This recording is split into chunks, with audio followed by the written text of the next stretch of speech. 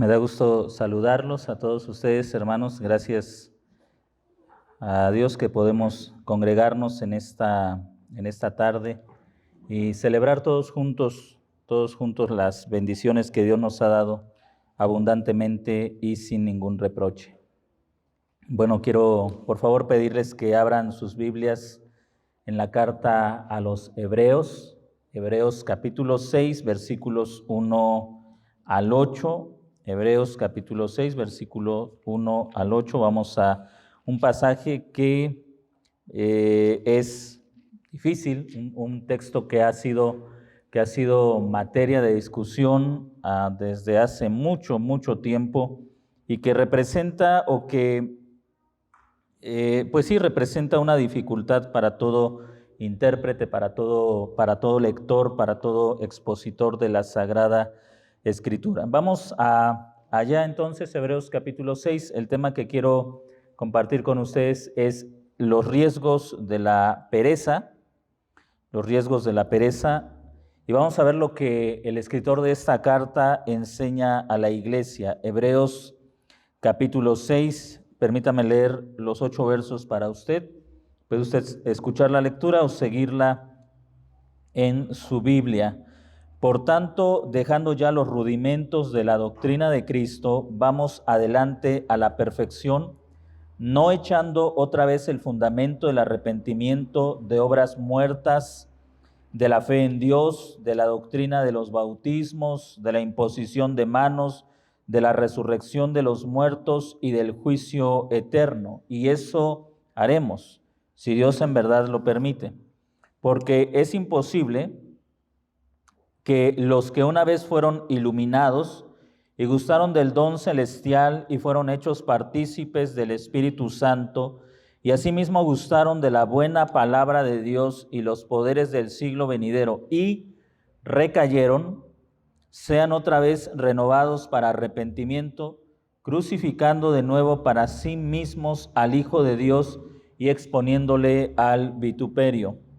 Porque la tierra que bebe la lluvia, que muchas veces cae sobre ella, y produce hierba provechosa a aquellos por los cuales es labrada, recibe bendición de Dios.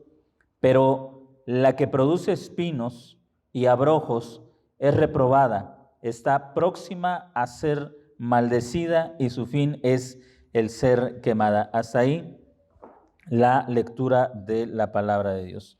Bueno, para que usted recuerde un poco lo que hemos estado hablando acerca de la carta a los Hebreos, cuando llegamos al final del capítulo 5, el escritor de la carta comienza a hacer ya advertencias claras hacia un problema que se estaba dando en esta comunidad de creyentes, y que era la apostasía, era el apartarse de la fe en Jesucristo. Ya en el versículo 11 del capítulo 5, el escritor de la carta les recuerda a estos hermanos que ellos se habían hecho, dice en el versículo 11, acerca de esto, acerca del sacerdocio melquisediano, acerca de esto tenemos mucho que decir y difícil de explicar, por cuanto os habéis hecho tardos para oír. Los creyentes de esta comunidad en algún momento antes de esta condición eran personas que se interesaban por la fe, estudiaban, escuchaban, aprendían, memorizaban, pero llegó un momento de su caminar cristiano que ellos se hicieron lentos para oír, tardos para oír. Y la palabra que ahí se traduce como tardos implica alguien que está aburrido, una persona que está en un estado que está aburrido. Y usted sabe cuál es la característica de una persona aburrida. Una persona que está aburrida muestra desinterés, está desinteresada en aquello que se está haciendo, pero no depende tanto de la actividad, sino de la actitud de la persona. Llegaron a un estado de ya no nos interesa más, ya hemos escuchado mucho de esto, ya hemos oído mucho de esto, no queremos estudiar. Daba por sentada esta comunidad de creyentes que sabían o que habían llegado a entender perfectamente lo que Pablo, lo que otros apóstoles, lo que otros maestros cristianos les habían enseñado, y que en realidad por más que trataran de persuadirlos, Ellos habían llegado a un punto en el que no querían conocer más o no querían profundizar más en la palabra de Dios. Y aquí viene la advertencia, desde luego. Esta es una advertencia que está dirigida para la comunidad hebrea, pero nos queda un precedente. Desde luego que nosotros no seremos castigados o que la iglesia bajo el nuevo pacto no es castigada de la misma forma en que a estos creyentes se les advierte, pero sí se nos enseña que todos los creyentes, cuando llegan a ese punto en el que no quieren avanzar en el conocimiento de la fe, están poniéndose en un riesgo que podríamos calificar como innecesario. Ellos se hicieron tardos para oír. Note usted, o vea usted la expresión, se hicieron tardos. Es decir, el aburrimiento en la palabra de Dios es el resultado de lo que tú decides. Lo que tú decides. Si en algún momento has llegado a tu vida cristiana a un punto donde tú no quieres avanzar, donde das por hecho que conoces todo lo que debes conocer. Yo soy cristiano desde niño y ya me sé todas las historias y me sé todo lo que dice el Antiguo Testamento y me sé todo lo que dice el Nuevo Testamento y me sé muchos versículos de la Biblia y piensas que no hay más para aprender, llegas a una posición en la que te estás poniendo en un riesgo innecesario. Por eso, ojo con esta actitud, aguas con el aburrimiento, porque el aburrimiento produce una pereza. Pablo, el escritor de la carta a los hebreos, dice, ustedes deben ser ya maestros. Estoy en el 5, recapitulando un poco o dándole un poco de contexto para el capítulo 6. Debiendo ser ya maestros después de tanto tiempo, tienen necesidad, es decir, vuelven a tener necesidad de aquello que ya deberían estar dominando. Y note usted aquí algo que es importantísimo. Si no creces, no solamente te estancas, pierdes lo que habías logrado. Y no tiene que ver con conocimiento, porque puede ser que el conocimiento no lo olvides, porque el apóstol, el escritor de la carta a los hebreos, no se está enfocando en el conocimiento. Más adelante dice, estos creyentes que habían sido en otro tiempo personas con una diligencia para aprender la palabra de Dios, ahora no tenían el discernimiento de lo bueno y de lo malo. Tú puedes mantener en tu mente, en tu memoria muchos conceptos, de hecho puedes seguir recordando pasajes de la Biblia y sin embargo no tener la capacidad de hacer la diferencia entre lo justo y lo injusto. ¿Ha platicado usted con creyentes que se han alejado de la fe? Y cuando usted trata de amonestarlos, dice, sí, yo ya sé qué dice la Biblia, yo ya sé que el Señor nos perdona todos los pecados, yo ya sé. El problema no es que lo ignoren, el problema es que no saben diferenciar entre lo justo y lo injusto. Han perdido la capacidad del discernimiento.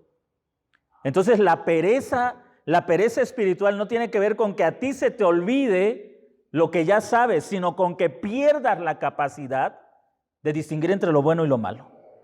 Le repito, puede ser una experiencia personal que usted ha vivido o puede usted recordar tal vez a algún creyente que pasa por esa situación, y no es que dejamos de congregarnos y de repente se nos olvida todo lo que aprendimos. Se me olvidaron los textos, se me olvidó dónde está tal carta o tal libro del Antiguo Testamento. Ese no es el problema. Usted habla con una persona que dejó de congregarse y la persona sigue teniendo la habilidad de encontrar los libros de la Biblia, sigue teniendo la habilidad de encontrar los pasajes de la Biblia. Es más, le puede citar de memoria algunos textos. Así que la persona, incluso usted o la persona puede llegar a pensar, pues no está tan mal porque todavía sabe muchas cosas. Pero le repito, ese no es el problema. El problema es que se pierde la capacidad de discernimiento. Entendemos discernimiento como la capacidad de distinguir o de hacer diferencia entre lo bueno y lo malo, o usando una metáfora de la Escritura, no se pierde la capacidad de distinguir entre la mano derecha y la mano izquierda. No se puede hacer juicios correctos. Así que el escritor de la carta está amonestando a los creyentes: ustedes no eran así, ustedes se hicieron. No eran así, se hicieron. Y note nuevamente la responsabilidad. El lugar donde tú te encuentras es tu responsabilidad. Si tú has crecido en la fe, desde luego es por la gracia de Dios y lo vamos a ver más adelante, pero si tú te has estancado y has decrecido, tú te has convertido a ti mismo en esa persona que ahora eres. Eso nos lleva al capítulo 6, versículo 1, donde el escritor de la carta continúa con esta amonestación y con estas advertencias de los peligros de la pereza. Por tanto, dejando ya los rudimentos de la doctrina de Cristo.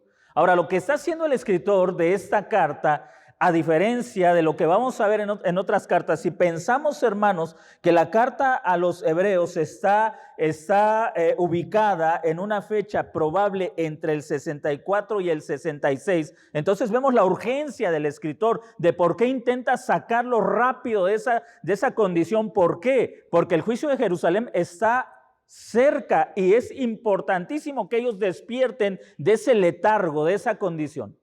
¿Puede usted hacer la diferencia con lo que hace Pablo en otra de sus cartas? Igual se encuentra con una iglesia que está en una situación de letargo, que está en una situación de aburrimiento, y él les dice: para mí no es molesto recordarles las mismas cosas, y de hecho lo vamos a hacer, probablemente porque había más tiempo. Pero en este caso la urgencia de la situación que se avecinaba sobre los judíos impenitentes, sobre la Jerusalén impenitente, y de la cual podían ser partícipes los creyentes que se estaban apartando de la fe, de esas mismas catástrofes o de esos mismos castigos. Eso nos ayuda a entender por qué el escritor de la carta no dice: les voy a repetir y no me es molesto recordarles o enseñarles de nuevo. Él dice: por tanto, déjenlo de lado, vamos adelante, sigamos adelante, dice el escritor de la carta. Por tanto, dejando ya los rudimentos de la doctrina de Cristo, vamos adelante a la perfección, no echando otra vez el fundamento del arrepentimiento, de obras muertas, de fe en Dios, de la doctrina del bautismo, de la imposición de manos, de la resurrección de los muertos y del juicio eterno. Y eso haremos si Dios en verdad lo permite. Y ahí le decía: todo crecimiento es el resultado de la gracia de Dios. Si crecemos es porque Dios lo permite. Y eso haremos. ¿Qué es lo que haremos? Dice, ¿qué es lo que haremos? Bueno, el escritor dice: iremos adelante a la perfección si Dios en verdad lo permite. Todo crecimiento en la vida del creyente es resultado de la voluntad de Dios. Dios desea que su pueblo crezca. Él no solamente lo desea, Él lo permite. Y más adelante vamos a ver cómo ese permitir implica entregarnos todo lo que necesitamos para nuestro crecimiento.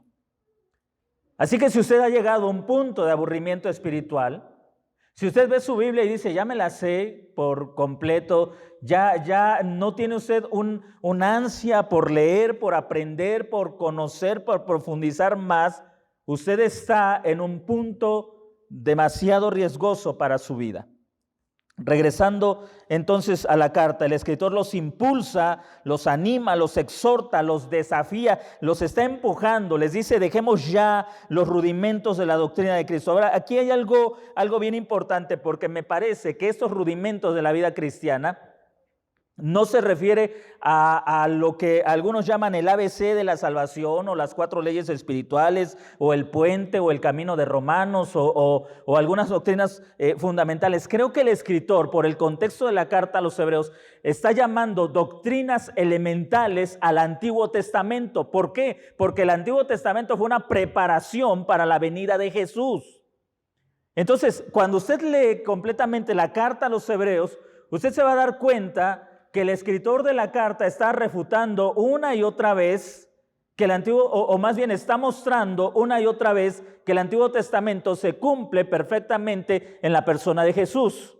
Así que Jesús es superior a los ángeles, Jesús es superior a Moisés, Jesús es superior al Antiguo Pacto, Jesús es superior al templo, Jesús es superior a la ley del Antiguo Pacto, Jesús es superior a todos los ritualismos del Antiguo Pacto. Eso creo que es el rudimento, o los rudimentos, o las doctrinas fundamentales de Cristo. Es decir, lo que te prepara, o lo que preparaba a los judíos para recibir al Mesías. Creo que esas son las doctrinas fundamentales. Actualmente, al estar estudiando sobre esto, vi que la mayoría de expositores piensan que los rudimentos de la vida cristiana son algo así como los principios de la salvación, que eres pecador, que necesitas. No, en el contexto de Hebreos no tiene nada que ver con eso. Los rudimentos de Cristo tiene que ser el Antiguo Testamento por lo que está escribiendo el autor, por lo que está diciendo, por lo que está contrastando. Cristo superior a Moisés. Así que Moisés fue una figura, un tipo del verdadero Mesías. Cristo superior a los ángeles. Él es el verdadero Hijo de Dios, porque ¿a cuál de los ángeles dijo jamás Dios, mi hijo eres tú? Cristo superior al templo, porque el templo iba a ser destruido, pero Él es el templo que no ha sido edificado con manos humanas. Cristo superior a los sacrificios. Los sacrificios te mostraban la necesidad del derramamiento de sangre para redención, pero no podían quitar el pecado del hombre. Pero la sangre del Cordero de Dios quita el pecado del mundo. Así que los rudimentos de Cristo, de la doctrina de Cristo, tiene que ser el Antiguo Testamento. Cuando dice vamos adelante, es entonces dejemos esto, dejemos el ritualismo del Antiguo Testamento y vamos adelante. ¿Qué es la perfección? La perfección es Cristo.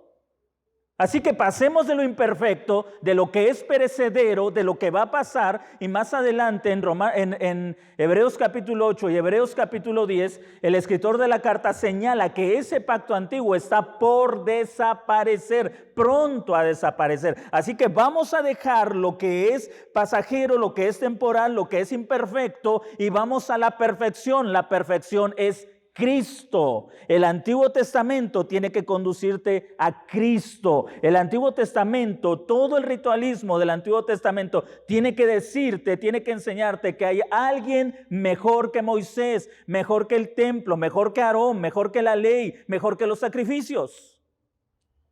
Cristo. Si el Antiguo Testamento no te enseña eso, si el Antiguo Testamento solo te enseña que así como David venció a los gigantes, tú puedes vencer a tus propios gigantes, necesitas salir de lo pasajero e ir a la perfección. Necesitas salir de lo temporal e ir a lo que es perfecto. La perfección es Cristo, y usted puede darse cuenta cada vez que los escritores bíblicos utilizan la palabra perfección, lo hacen en relación al nuevo pacto y a Jesucristo. Eso es la perfección. El nuevo pacto, porque no necesita continuos sacrificios, porque no necesita derramamiento de sangre, porque no necesita de un sacerdote que tenga que ser reemplazado constantemente, porque no necesita de un templo físico. La perfección es Cristo y el nuevo pacto. Por eso es que el apóstol Pablo en la carta a los Corintios dice, cuando venga lo perfecto, ¿qué es lo perfecto? El nuevo pacto. Entonces conoceremos perfectamente. ¿Por qué? Porque en el nuevo pacto Dios está con nosotros. Nosotros somos su pueblo y Él es nuestro Dios. Y note el contexto, lo que sigue, lo que escribe el autor de Hebreos nos lleva nuevamente al antiguo pacto. Vamos adelante a la perfección, no echando otra vez el fundamento del arrepentimiento de obras muertas. Y aquí quiero leer el comentario de un pastor, el pastor David Curtis, sobre el versículo 2, sobre el versículo 1, donde dice fundamento, comenta lo siguiente: si se abandona la fe, se ha puesto un nuevo fundamento para la enseñanza fundamental que comienza con el arrepentimiento. Es decir, no deberíamos sentar una nueva base para la enseñanza fundamental abandonándola por completo. A ver, le voy a explicar esto. Lo que intento decir, hermanos, es que cuando usted mueve el fundamento para interpretar las Escrituras es Cristo. Si usted mueve el fundamento y pone otro fundamento, entonces la Escritura tiene otra interpretación. Cuando movemos a Cristo, lo que estaban haciendo esta comunidad hebrea es que estaba desplazando a Cristo. Cuando dice no echen o no echando otra vez el fundamento, la idea sería no echando otro fundamento. Es decir, ustedes están quitando a Cristo y le están dando otra interpretación al Antiguo Testamento. Nosotros le llamamos Antiguo Testamento, al Antiguo Pacto, porque están poniendo otro fundamento. Así que ellos decían, en este riesgo de la apostasía, ellos decían, Jesús no es el Mesías, así que obedezcamos a Moisés. Porque es probable que todas estas situaciones vienen por causa de que estamos abandonando la tradición de nuestros padres. Habían echado otro fundamento y la interpretación había sido completamente distinta. Nota usted cómo, si usted viene a la Biblia con un fundamento que no sea Cristo, usted va a leer la Biblia con una interpretación completamente diferente a la que debe tener. Cristo es la piedra para interpretar las Escrituras, Cristo. Si usted pone su persona para interpretar las Escrituras, lo que en algunas ocasiones he dicho, cuando usted se acerca a la Biblia con un fundamento distinto, por ejemplo, diciendo, ¿qué es lo que Dios me está diciendo a mí? Usted está poniendo como fundamento su persona para interpretar las Escrituras. Y entonces, las Escrituras usted puede leer lo que el Salmo 2, el Padre, a través del profeta David, le dice al Hijo, pídeme y te daré por herencia a las naciones, y como tuyos los confines de la tierra, y usted dice, el Señor me está diciendo que yo le pida, y Él me va a dar la tierra por heredad. Usted está poniendo otro fundamento, y la Biblia tiene otro significado. ¿Se da cuenta de lo peligroso que es mover el fundamento? El fundamento es Cristo y la piedra de interpretación es Cristo. ¿Qué es lo que la Escritura dice? No qué me dice a mí, sino qué dice acerca de Cristo. ¿Qué es lo que la Escritura dice acerca de Cristo? No acerca de mí. No qué me está diciendo a mí. A mí me dice que me arrepienta, pero ¿qué es lo que dice acerca de Jesucristo? Así que ellos estaban interpretando incorrectamente el antiguo pacto. Ellos estaban viendo, mire lo que dice ahí, vamos adelante a la perfección, no echando otra vez el fundamento del arrepentimiento de obras muertas.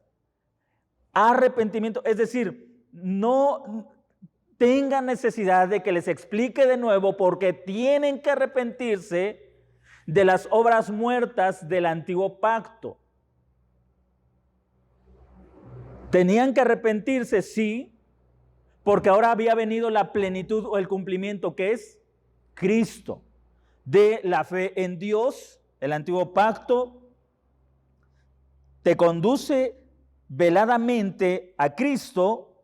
Cuando Cristo viene, descubre completamente el antiguo pacto y nos revela que Él es Dios. De la doctrina de los bautismos, usted sabe cuántos bautismos, cuántos lavamientos ceremoniales tenía el antiguo pacto, la imposición de manos. Esto no tiene que ver con lo que hoy hacen algunos pastores de imponer las manos y de pedir que venga bendición, no, sino del ritualismo del antiguo pacto, donde ponías la mano sobre el animal que iba a ser sacrificado y todo lo que ello significaba y implicaba en el ritualismo del antiguo pacto. Note usted esto, de la resurrección de los muertos y del juicio eterno. Si Jesús no es el Cristo, los muertos no iban a resucitar y el juicio no había llegado. ¿Por qué? Porque si usted lee el libro del profeta Daniel, se va a dar cuenta que la resurrección de los muertos y el juicio se señaló para la venida del Mesías príncipe. Cuando el Mesías príncipe llegue, en la profecía que se le da a Daniel, sucederán todas estas cosas. Y terminará esa época, esa era, con la resurrección de los muertos y el juicio, dando lugar a una nueva época, a lo que nosotros llamamos el nuevo pacto. Así que si Jesús no es el Mesías, nada de eso ha sucedido, pero ese no es el problema. El problema es que si Jesús no es el Mesías, nada de eso ha sucedido, pero usted y yo seguimos muertos en nuestros delitos y pecados. Ese es el verdadero problema. Sin Dios y sin esperanza. Así que aquí tenemos una explicación del antiguo pacto. Ahora, vaya conmigo al versículo 3. Una vez que el escritor de la carta señala lo que ellos ya deberían saber, cómo es que ellos deberían entender todos estos puntos de la doctrina a la luz de Jesucristo, entonces va al versículo 4 con una advertencia, hermanos, que no podemos pasar por alto. Versículo 4, es imposible que los que una vez fueron, observe usted, iluminados, gustaron del don celestial, fueron hechos partícipes del Espíritu Santo y asimismo gustaron de la buena palabra de Dios y los poderes del siglo venidero y recayeron, sean otra vez renovados para arrepentimiento. Es imposible. ¿De qué está hablando el escritor de la carta? Ahora, aquí es donde entran tres corrientes teológicas. La arminiana, que dice, aquí se enseña que la salvación se pierde. La del señorío, que dice, aquí se nos enseña que estos no eran verdaderos creyentes, eran creyentes falsos. Y desde ahí, como le he dicho, ya hay una contradicción. Eran creyentes falsos que se apartaron porque no eran verdaderos creyentes. Y la de la gracia libre, que sostiene que estos eran verdaderos creyentes sujetos a juicios temporales. Vamos a tratar de ver lo que nos dice el texto y tratar de comprender o ver cuál de las tres posturas explica mejor este texto. Quienes dicen que la salvación se pierde dan por sentado que estos son creyentes y el texto da por sentado que son creyentes. Ya lo vimos desde el principio. Desde el capítulo 1 nos dimos cuenta que la carta está dirigida a creyentes. Creyentes. Y aquí quiero decirle algo. No voy a usar la palabra creyentes verdaderos y creyentes falsos. Porque o eres creyente o no eres creyente. O eres creyente o no eres creyente. Así que la carta está dirigida a creyentes. Se da por sentado que son creyentes. De hecho, observe lo que dice el versículo 4. Note usted, estos hermanos fueron iluminados. ¿Puede un incrédulo ser iluminado?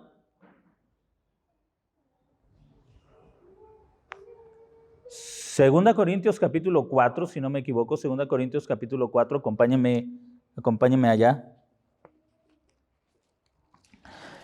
La doctrina del señorío diría que estos no son verdaderos creyentes, que estuvieron a punto de ser salvos, pero que no fueron salvos. Es como cuando una persona que está muerta y usted dice, estuvo a punto de resucitar, pero no resucitó.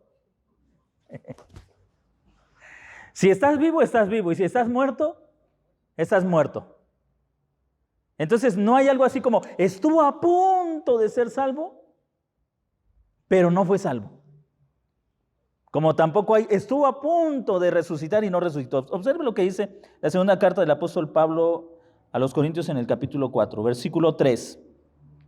Pero si nuestro evangelio está encubierto, entre los que se pierden está encubierto. ¿Para quiénes está encubierto el evangelio? Para los que se pierden.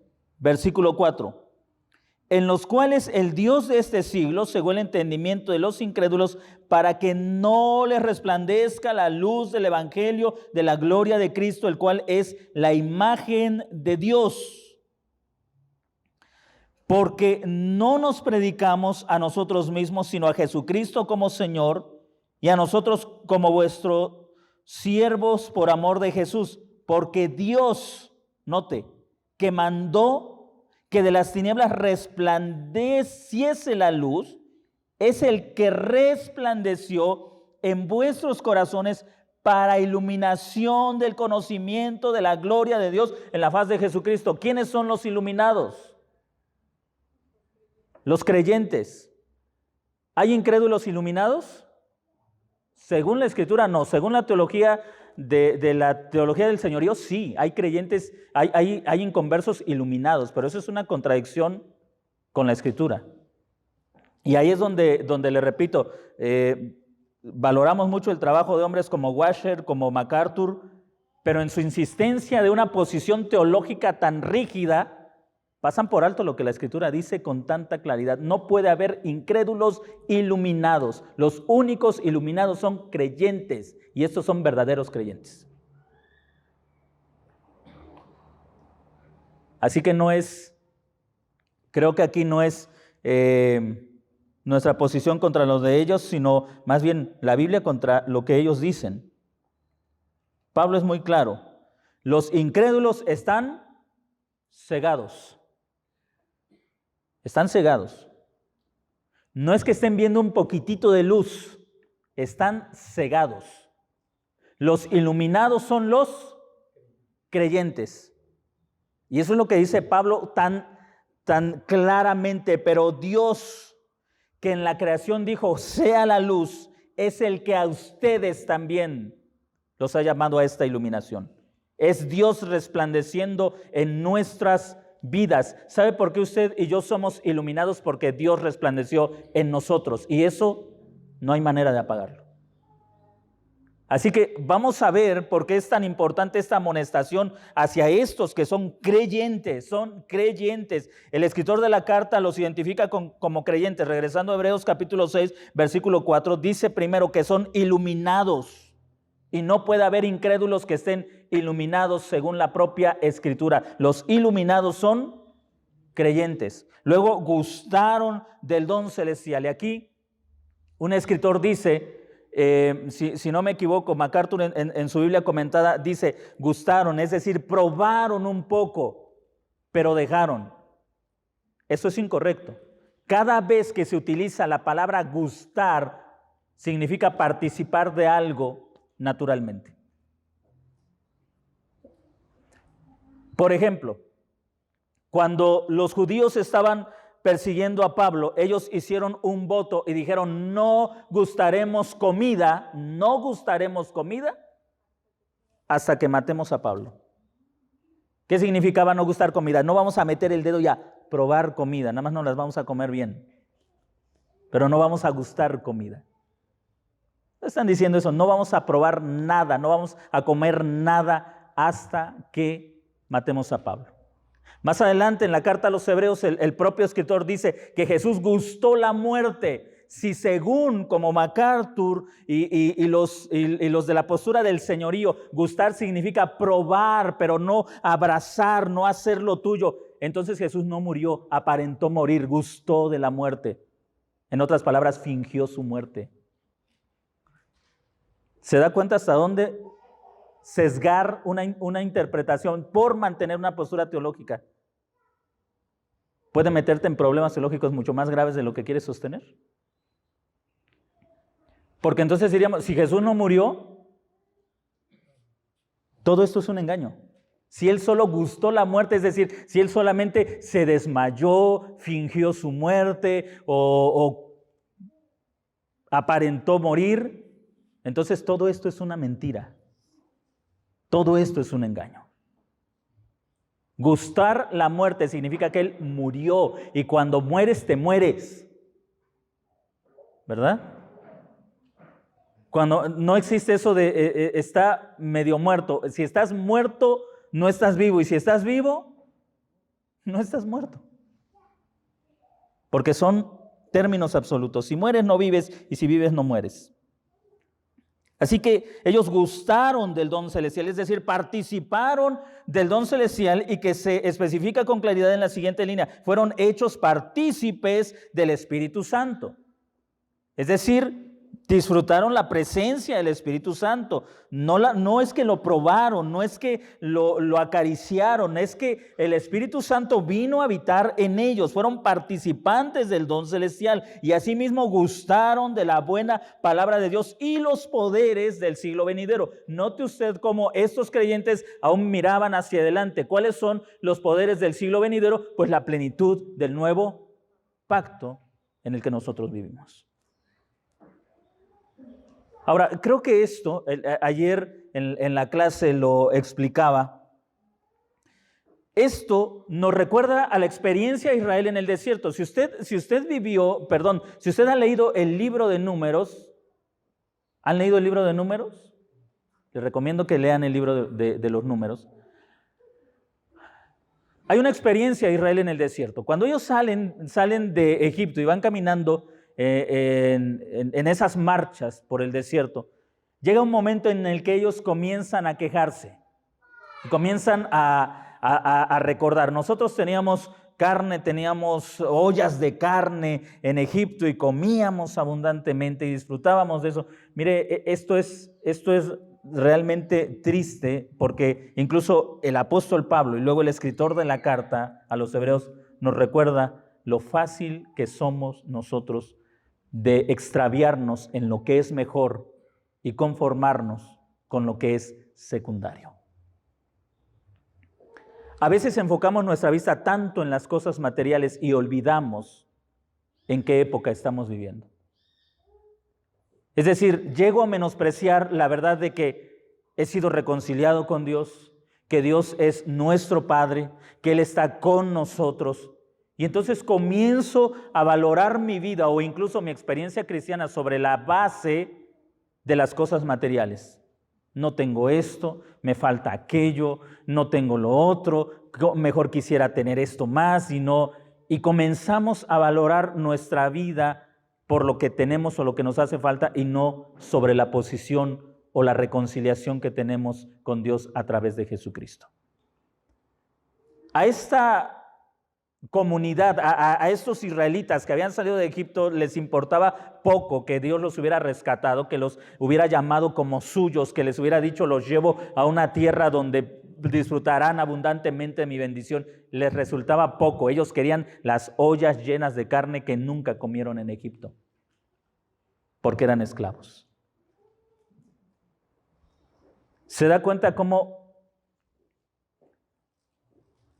cuando no interpretamos bien la vida comenzamos a hacer recuerdos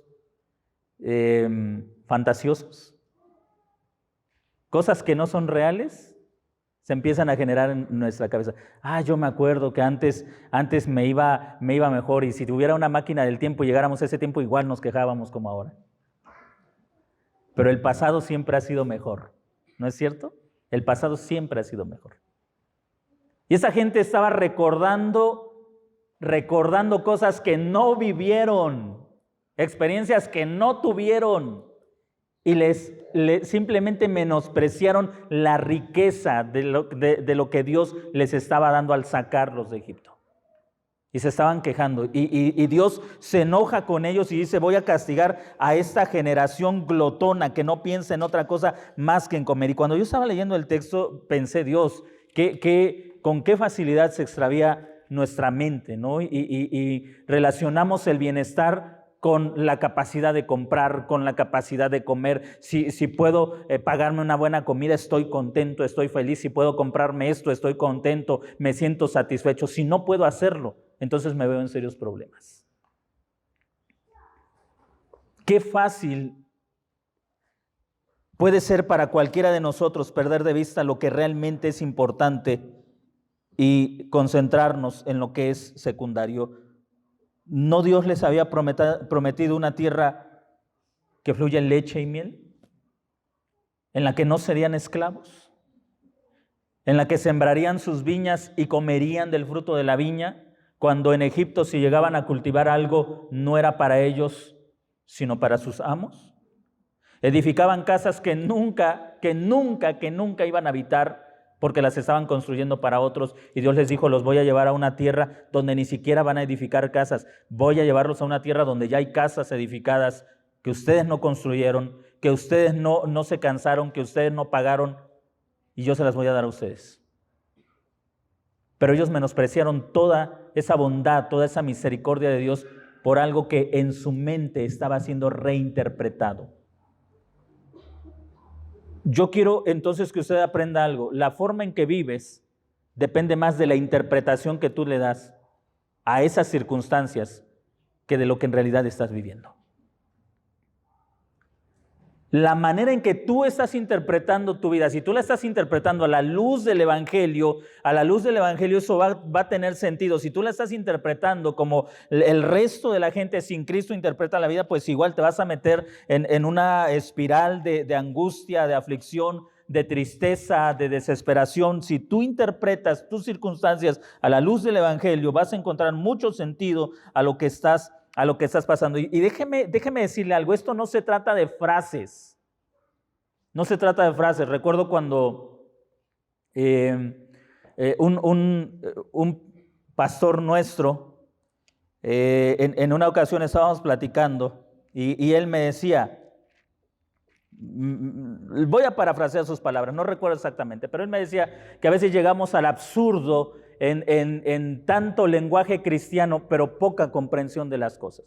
Dice, por ejemplo, estás clavando, y decía, en una ocasión uno de sus hijos estaba clavando, se golpea el dedo y dice, ¡ay, gloria a Dios! Y yo le digo, ¿cómo gloria a Dios? Pues es que en todo tenemos que dar gloria a Dios. A veces llegamos a ese absurdo, ¿no? Nos pasa, gloria a Dios, gloria a Dios.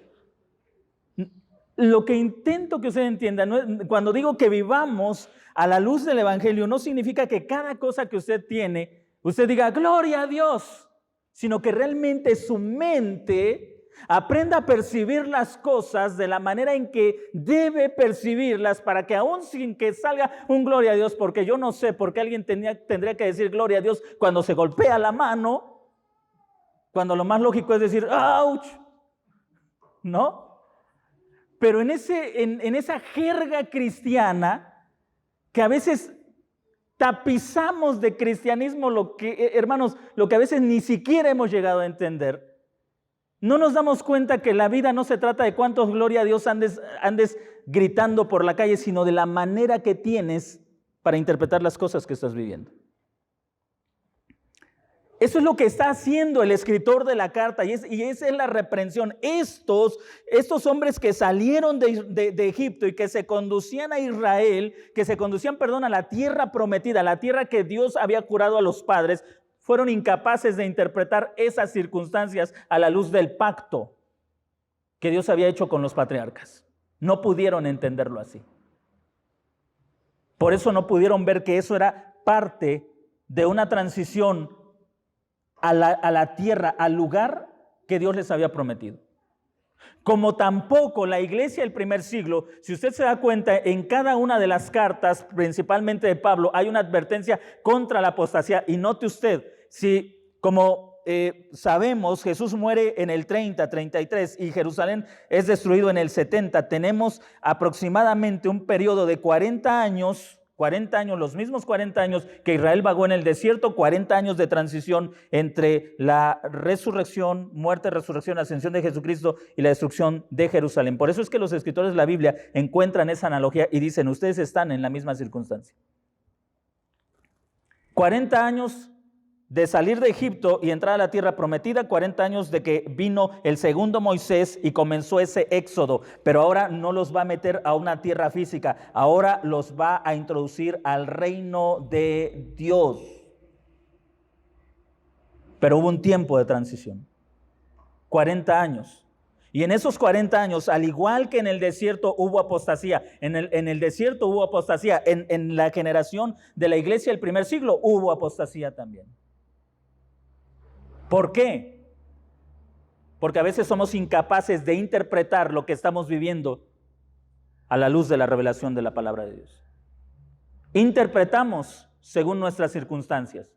¿Nos va bien? Ay, Dios me ama mucho, yo soy su hijo predilecto. ¿Nos va mal? Dios me está enojado conmigo, no sé qué hice, Señor, perdóname. Interpretamos nuestra vida a la luz de las circunstancias y no a la luz de la revelación de la palabra de Dios. Y esto estaba pasando con los creyentes hebreos. Estos eran verdaderos creyentes. Ahora mire, si estos que estaban en la etapa transitoria tuvieron estas bendiciones como un anticipo de una realidad, y el anticipo siempre será menor que el completo. Ahora imagínense nosotros que vivimos en el nuevo pacto. Esta también es una realidad para nosotros. Todos nosotros estamos iluminados. ¿Qué significa eso? Todos nosotros somos capaces de entender las Escrituras, desde luego si seguimos el proceso que se requiere para interpretar las Escrituras. Y esto no tiene que ver con una escuela teológica en particular, esto tiene que ver con las simples prácticas de aquello que es natural. Por ejemplo, Pablo en la carta a los Efesios, en el capítulo 2 o capítulo 3, eso se lo dejo a usted de tarea, el apóstol Pablo, hablando acerca del misterio del nuevo pacto, les dice: misterio que ustedes son capaces de entender si leen lo que yo les he escrito.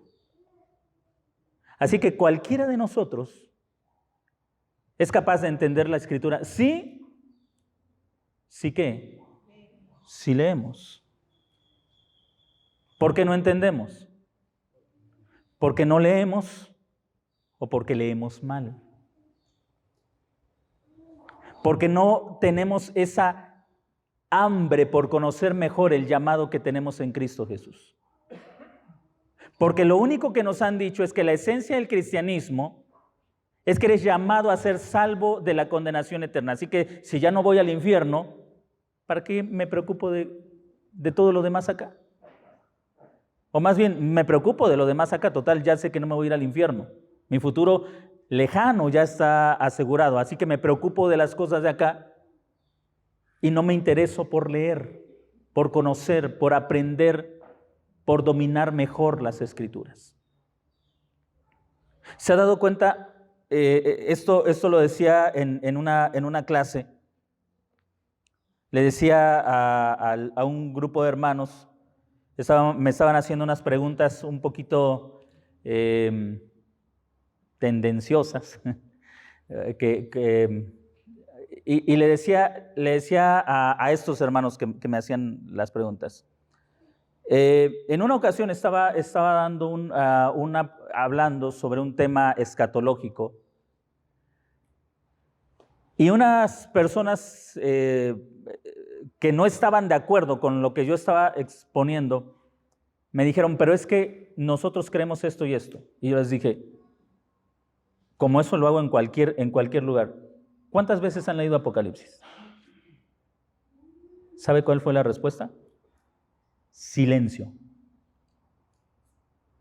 Completo silencio. ¿Cuántas veces han leído Ezequiel? Apocalipsis y Ezequiel son libros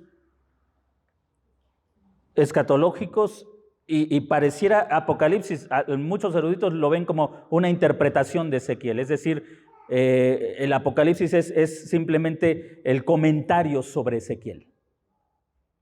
Aún un silencio mayor, pero todos tenían una opinión sobre el libro de Apocalipsis o sobre temas escatológicos, y eso me lo he encontrado en muchos lugares.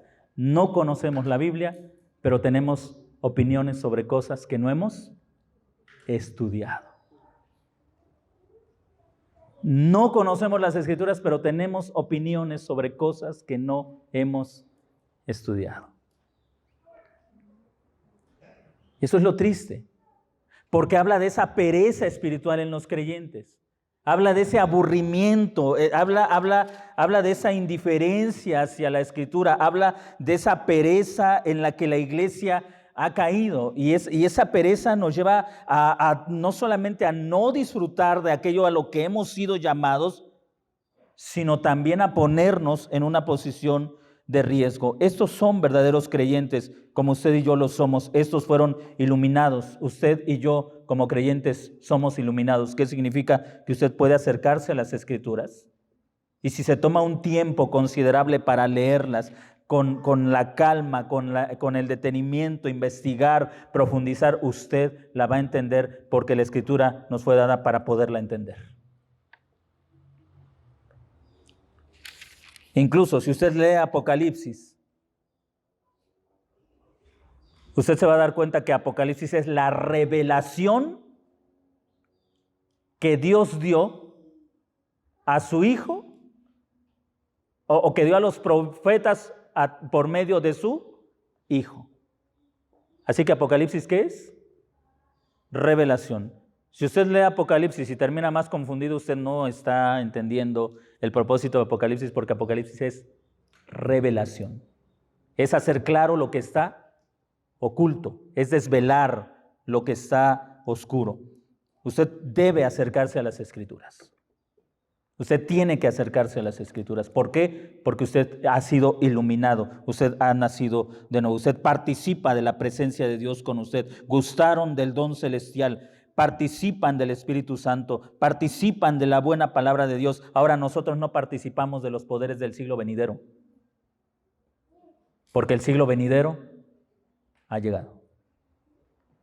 Así que si ellos lo disfrutaron, nosotros con mucha mayor razón. Ahora note lo que escribe el autor de la carta, versículo 6, y recayeron, es decir, ellos al volverse perezosos, al hacerse perezosos, abandonaron la verdad que habían recibido.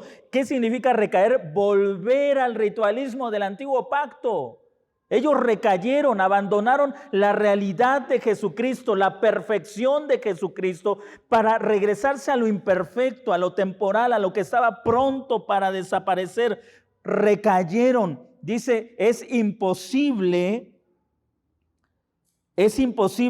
que sean otra vez renovados para arrepentimiento. Ahora, no dice que Dios no los pueda renovar para el arrepentimiento. Dice que el apóstata que ha renunciado a la fe en Jesucristo y que regresa al judaísmo, él mismo no se puede renovar para arrepentimiento, porque ya ha tomado una decisión acerca de Jesús. Y su decisión fue: Jesús mereció morir en la cruz porque fue un falso profeta. Por eso es lo que dice el escritor: recayeron. Es imposible que sean renovados para arrepentimiento, crucificando de nuevo para sí mismos al Hijo de Dios y exponiéndolo al vituperio. ¿Qué significa crucificándolo de nuevo para sí mismos? Significa decir: qué bueno que lo crucificaron, merecía ser crucificado porque fue un falso maestro. Ellos estuvieron de acuerdo, cuando renunciaron a su fe, estuvieron de acuerdo con la crucifixión de Cristo. Renunciaron, le dieron la espalda, se volvieron. Por eso es que el escritor dice: ellos no pueden renovarse a sí mismos. ¿Ha hablado usted con una persona que se ha apartado de la fe? Qué difícil es convencerla. Qué difícil es convencerla. Usted puede darse cuenta, si habla usted con una persona que no ha sido creyente, que tiene cualquier otra fe, tal vez sea difícil, pero si usted habla con una persona que ha estado en la iglesia, que ha participado en el culto público, que tiene conocimiento de la Escritura, usted se va a dar cuenta de lo difícil que es convencerla que se arrepienta de haberle dado la espalda al Evangelio. Es imposible, no para Dios. Así que aquí no se está hablando de que Dios no pueda salvarlos, sino más bien está diciendo que ellos han llegado a una posición donde no quieren arrepentirse, donde su postura los ha llevado a tal actitud que no quieren volver atrás. ¿Se da cuenta del peligro que corremos al volvernos perezosos en nuestra vida cristiana? Eso no significa que nos vamos a volver apóstatas, pero podemos o estamos en ese riesgo. ¿Sí me está entendiendo? Es un riesgo que se corre.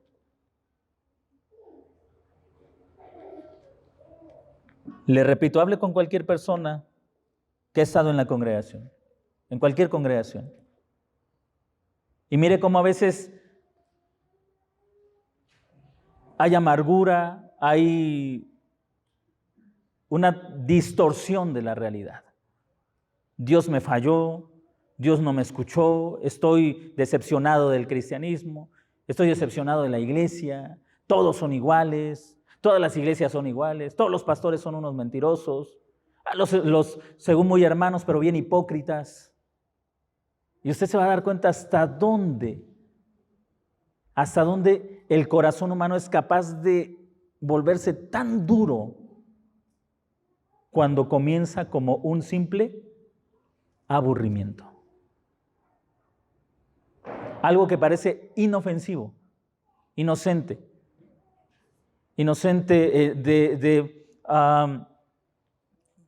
no esforzarnos, no solamente por congregarnos para aprender, sino por seguir estudiando toda la semana la Escritura. Le digo, a veces pensamos, es que ya sé lo que dice la Biblia. Es que yo ya sé lo que la Biblia dice. Y mire, en cualquier tema, si usted piensa que usted conoce lo que dice la Biblia, nada más pregúntese, ¿cuántas veces ha usted leído completa toda su Biblia? La intención no es decir, yo me leo la Biblia de tapa a tapa. La intención es profundizar en el conocimiento de nuestro Señor Jesucristo. Igual podemos leernos toda la Biblia y quedar como estos ciegos ante la realidad de quién es Jesucristo.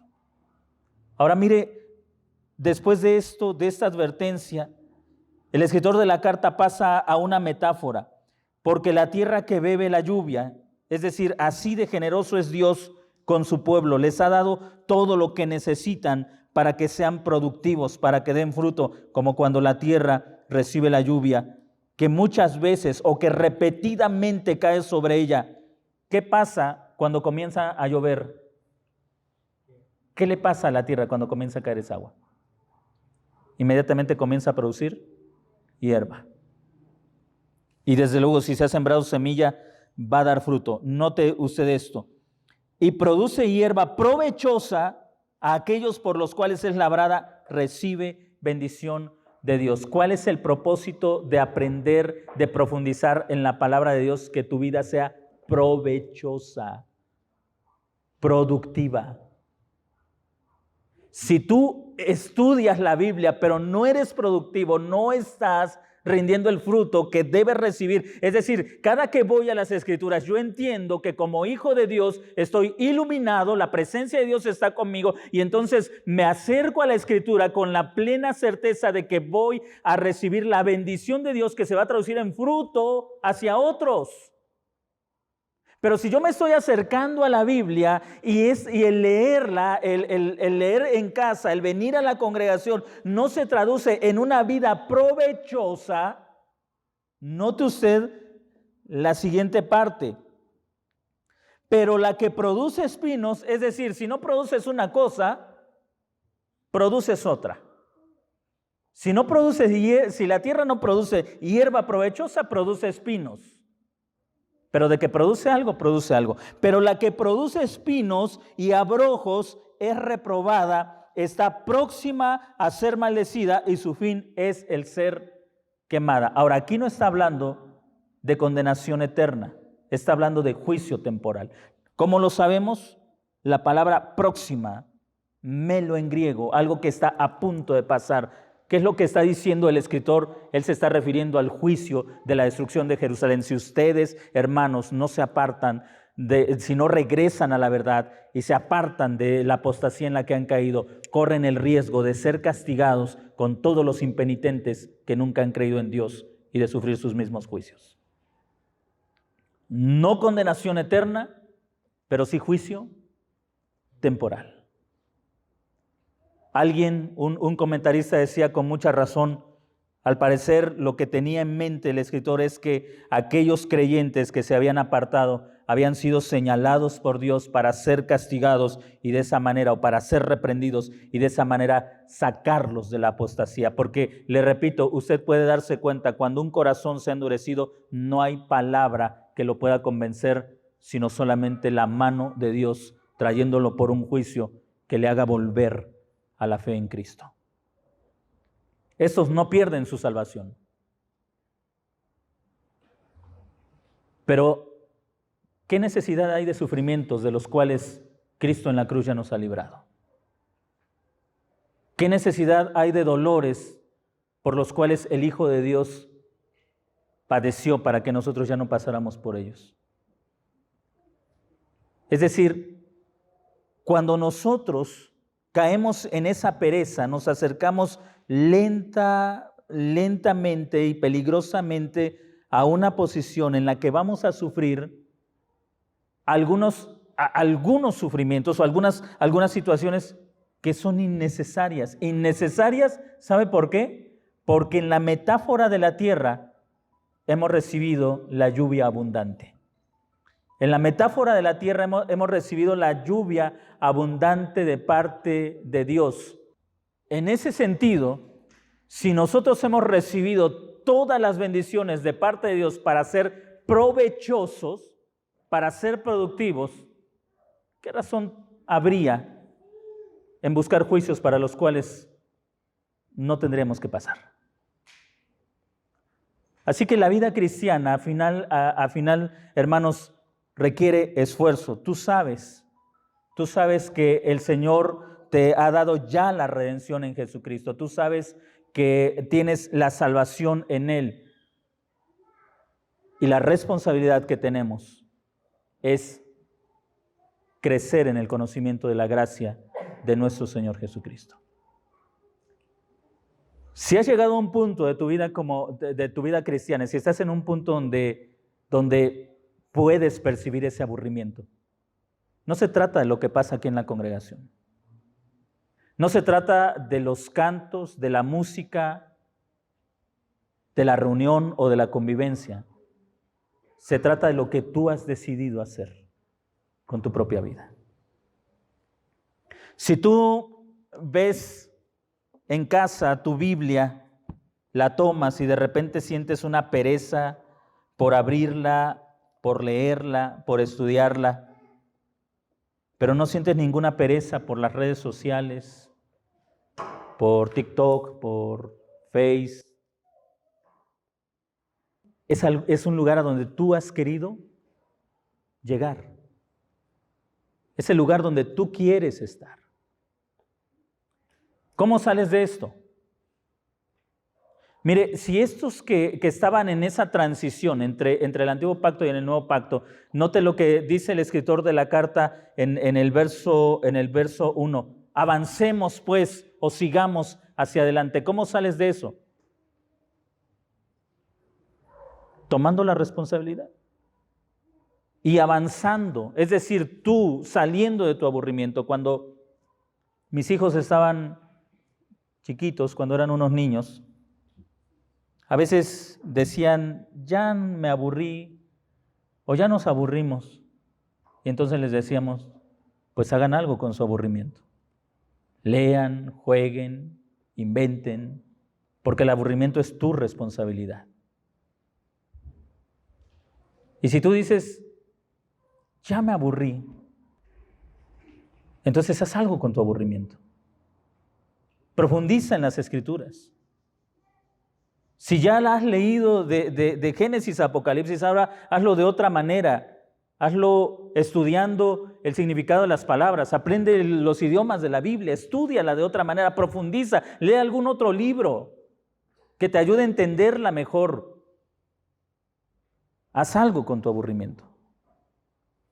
Porque el aburrimiento al final puede llevarte a una condición en la que tu vida no va a correr el riesgo de la condenación eterna, pero sí riesgo de sufrimientos para los cuales Dios te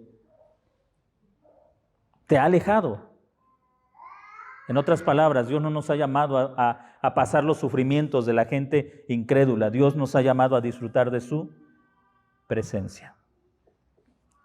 Pues mis hermanos, cada uno de nosotros es responsable de analizar nuestras vidas a la luz de la Escritura y recordar lo que Dios ha hecho a lo largo de la historia de la redención. Al pueblo de Israel, cuando desconfió de Dios, Él los disciplinó. Muchos quedaron tendidos en el desierto cuando los había llamado a disfrutar de una tierra que fluye leche y miel. Cuando vino Jesús, muchos también sufrieron la destrucción de Jerusalén cuando los había llamado a salir.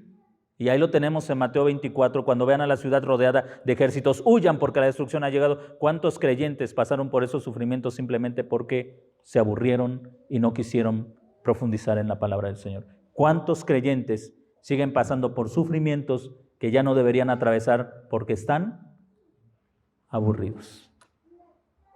Porque simplemente están aburridos. Vamos a concluir con una oración.